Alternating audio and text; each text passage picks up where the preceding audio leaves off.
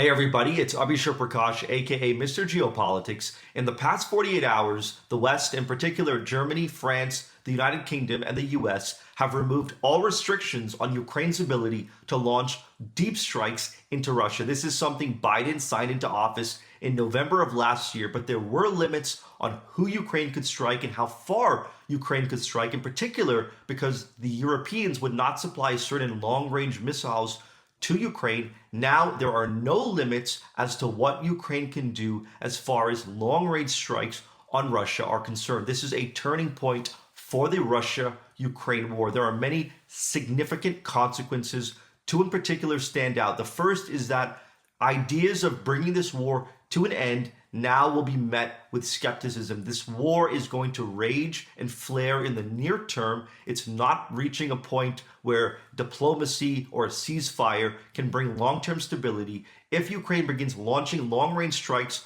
on Russia, the Russians will view this as a massive escalation, and they will respond in a dangerous and destabilizing way. Beyond drone strikes, beyond missile attacks, this could expand the boundaries of the war in Ukraine. This could result in a massive spring offensive by Russia to capture even more territory currently in fighting zones or currently squarely within Ukraine's grip. The second big consequence is for the US. So far, the US has wanted to bring this war to an end. This is now increasingly unlikely, and this means that America has to make a decision. Will it support Ukraine against Russia as Kyiv launches deep strikes which take the war to a new level, or will, as President Trump and Vice President Vance have warned, will America simply walk away from the conflict and leave it to Russia, Ukraine, and Europe? This is something America has warned it will do if there's no progress with the peace talks. The latest approval for deep strikes forced America to make a decision. I hope you resonated with this episode of Geopolitics in 2 minutes.